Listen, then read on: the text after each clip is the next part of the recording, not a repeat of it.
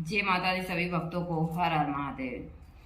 आज यह प्रयोग उन भक्त के लिए हैं जो शत्रु से बहुत पीड़ित है और सच में ही बिना मतलब के कोई शत्रु आपको परेशान कर रहा हो तो यह प्रयोग कर कर आप जरूर देखिए।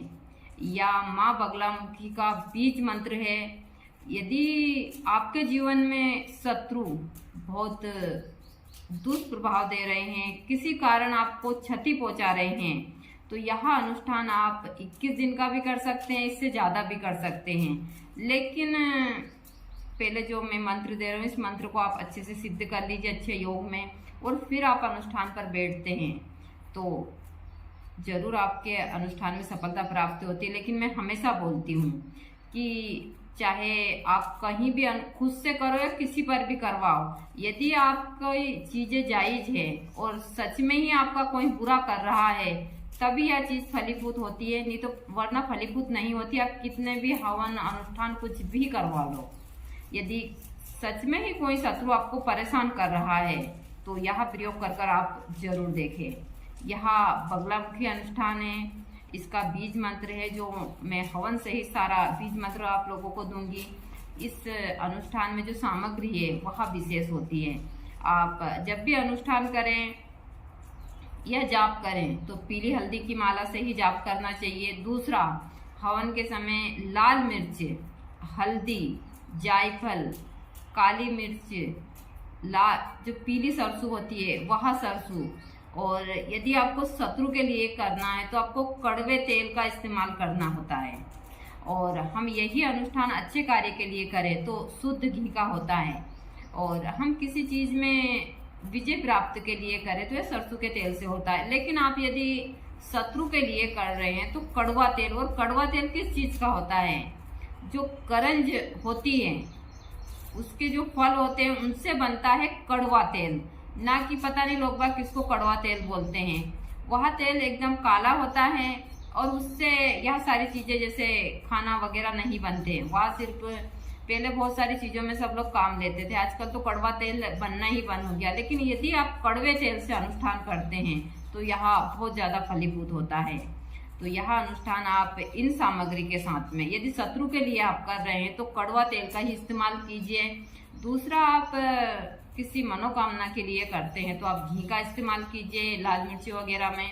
और यदि आप व्यापार व्यवसाय या इन कामों के लिए करते हैं तो आप सरसों का तेल इस्तेमाल कर सकते हैं, लेकिन सबसे ज़्यादा कड़वा तेल का इस्तेमाल होता है इसमें। ऐसी बहुत सारी चीज़ें हैं जिनका ध्यान रखना चाहिए।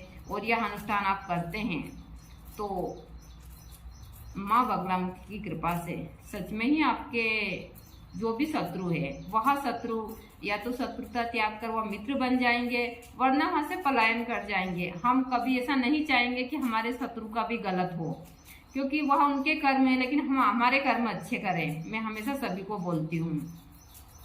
दूसरी चीज है, इसमें जब भी आप यह अनुष्ठान करें तो आप हर एक चीज का, जितने दिन भी आप अनुष्ठान में रहें, सिर्फ पीली चीज का इस्तेमाल करें।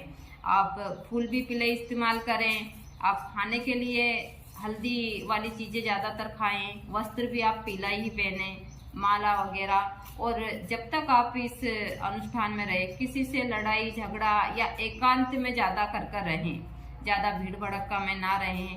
यह सारे ध्यान रखते हुए यदि आप यह अनुष्ठान करते हैं तो यह जरूर फलीभूत होता है। देखिए, बहुत सारी ऐसी चीजें हैं जो खुद से ही करनी चाहिए, ना कि हमको किसी और से करवानी चाहिए, क्योंकि जो हम खुद से करते हैं वह चीज ज्यादा फलीभूत होती है। मैं हमेशा बोलती हूँ, और मैं यह चीजें आप लोगों को इसीलिए दे रही हूँ कि आप लोग खुद से ही करें इन चीजों को और फायदा उठाएं। यह अनुष्ठान रात्रि का होता है और रात्रि के समय आपको किसी एकांत स्थान पर जाकर यह अनुष्ठान करते हैं तो यह ज्यादा फायदेमंद है। जैसे कि शमशान हुआ, या फिर माँ भगवती का या बगलामुखी का मंदिर हुआ, वहां पर भी आप कर सकते हैं। किसी नदी के तट पर कर सकते हैं, तालाब या किसी एकांत जगह में यह अनुष्ठान आप कर सकते हैं श्रद्धा पूर्वक। लेकिन यह अनुष्ठान घर वर में नहीं करना चाहिए, खुद के मकान में बहुत सारी चीजें होती है। मैं ज्यादातर चीजें यही बताती हूँ आप लोगों को। तो यही सारी चीजें हैं, मैं आप लोगों को सही जानकारी देती हूँ, सही चीज की आप पूरा वीडियो देखते हैं तो विस्तार से इन चीज़ों का पता चलता है। आप संकल्प लेकर, और ज़्यादा कुछ नहीं करना है, ध्यान न्यास कर कर आप खुद को शुद्ध कर कर, शुद्धि आचमनी वगैरह कर कर आप अनुष्ठान पर बैठ जाइए सच्चे मन से। यदि सच में ही आपको शत्रु परेशान कर रहा है तो यह अनुष्ठान जरूर कीजिए। माँ बगलामुखी की कृपा से आपको जरूर सफलता प्राप्त होगी। यह तंत्र का ऐसा अचूक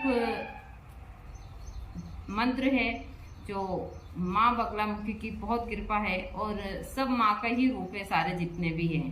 तो आप लोग इस अनुष्ठान को कर अपने जीवन को सुखी बना।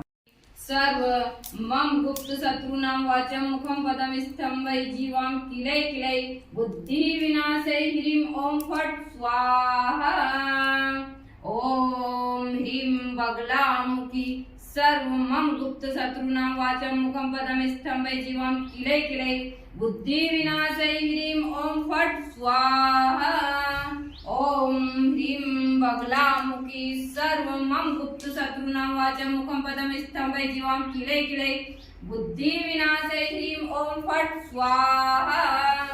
ओम ह्रीं बगलामुखी सर्व मम गुप्त शत्रुनां वाचम मुखम पदम स्थम वै जीवाम किलै किलै बुद्धि विनाशे ह्रीं ओम फट स्वाहा। ओम ह्रीं बगलामुखी सर्व मम गुप्त शत्रुनां वाचम मुखम पदम स्थम वै जीवाम किलै किलै बुद्धि विनाशे ह्रीं ओम फट स्वाहा। ओम ह्रीं बगलामुखी सर्व मम गुप्त शत्रुनां वाचम मुखम पदम स्थम वै जीवाम किलै किलै बुद्धि विनाशे ह्रीं ओम फट स्वाहा। ओम ह्रीं बगलामुखी सर्व मम गुप्त शत्रुनां वाचम मुखम पदम स्थम वै जीवाम किलै किलै बुद्धि विनाशे ह्रीं ओम फट स्वाहा। ओम ह्रीं बगलामुखी सर्व मम गुप्त शत्रुनां वाचम मुखम पदम स्थम वै जीवाम किलै किलै बुद्धि विनाशे ह्रीं ओम फट स्वाहा। ओम ह्रीं बगलामुखी सर्व मम गुप्त शत्रुनां वाचम मुखम पदम स्थम वै जीवाम किलै किलै बुद्धि